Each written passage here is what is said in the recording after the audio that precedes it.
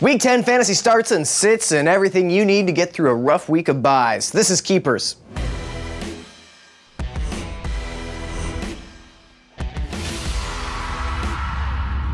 Hello and welcome to Keepers. I'm your host, Matt Ufford, and I'd like to thank Nick Stevens for filling in while I was out on paternity leave. I know, leaving work in the middle of the season just to spend time with the baby that my wife and I could have had in the spring if I was really serious about my job.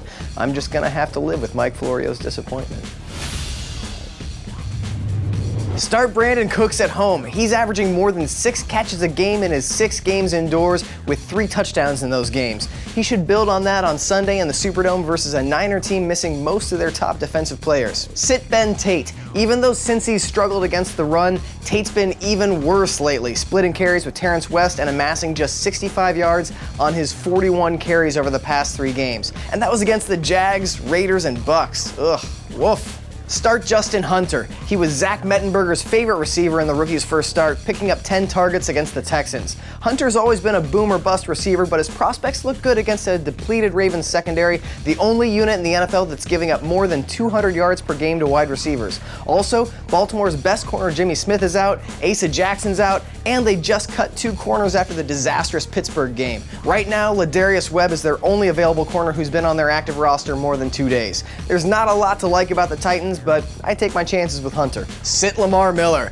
Miller suffered a shoulder injury in Week 9, and though he's likely to play, he won't be at 100%, and facing Detroit's vaunted rush D in their house would be a major uphill battle even if he were at full strength. Sit him for a week. Start Denard Robinson. Jacksonville's new starting running back, Sia Gerhardt, has been outstanding the last few weeks, and after an already banged-up Dallas front lost Justin Durant for the year, we saw Andre Ellington rush for a season-high 95 yards on him. Expect the Michigan man to keep his hot streak going in London. Sit Matt Stafford. Since beating the Giants in their opener, Stafford's really only looked like a big-time quarterback once against the Jets in Week 4, and everyone looks like a big-time quarterback against the Jets. Listen, I'm excited about Calvin Johnson's return too, but lower your expectations against the second stingiest defense for fantasy quarterbacks.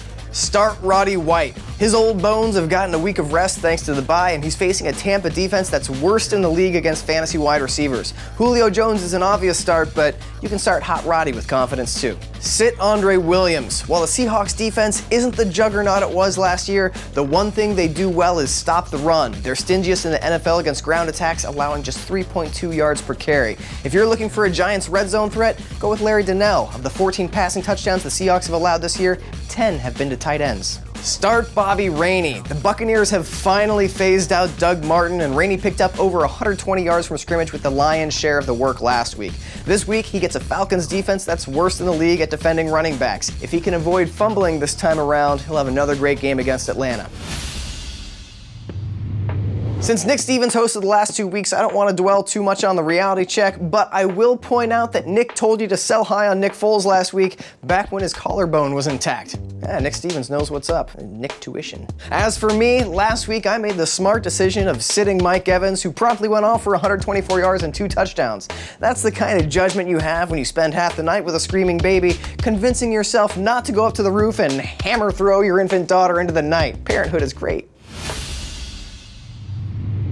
Buy low on Michael Floyd. He's been a disappointment this season, and especially the last 2 weeks. Just 36 yards and no scores as Larry Fitzgerald and John Brown emerged as the best fantasy receivers in Arizona. But considering his breakout season last year and strong start this year, he probably didn't just suddenly forget how to play football. With Carson Palmer playing his best ball since pre-Kimo von Oelhoffen days, Floyd will bounce back. Get him for cheap while you can. Sell high on Torrey Smith. Sure, he has 5 touchdowns in 6 weeks, but he's done it while averaging just 5 targets a game. And it's not like he's a yardage monster. His season high is just 81 yards, while he's had less than 40 yards 4 different times. Buy low on Keenan Allen. His numbers still haven't warranted where you drafted him, but there's been a noticeable uptick in his production even as the Chargers offense has cooled down. He's averaging almost 11 targets per game over the last 3 weeks, and with consecutive games against Oakland, St. Louis, and Baltimore after San Diego's bye, Allen is a great addition for your playoff push. Sell high on Allen Hurns. He's simply not reliable on a week-to-week basis. 4 of his 5 touchdowns and almost half of his yards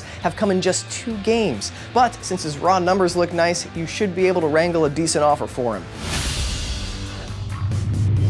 Hire Adrian Peterson and fire Niall Davis. While Purple Jesus plea bargained his way out of jail time, he still has to face the court of Goodell. Whatever happens, I think picking him up is a worthwhile gamble for the upside alone. And feel free to cut bait on Davis. With Jamal Charles back to full health, Davis has just 100 yards from scrimmage and a single touchdown in Casey's last 4 outings. Hire Andre Holmes and fire Wes Welker. Holmes didn't play much at the beginning of the year, averaging just 20 snaps through week 3, but since becoming a starter, he's posted 326 yards with 4 touchdowns in his last 5 games.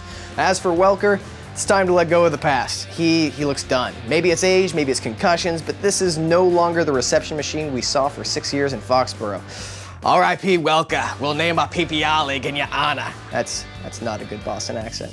That is all for week 10 of Keepers. Thanks again to Nick Stevens for filling in the last 2 weeks, and thank you for watching. Now go set your lineups. I'll see you next week.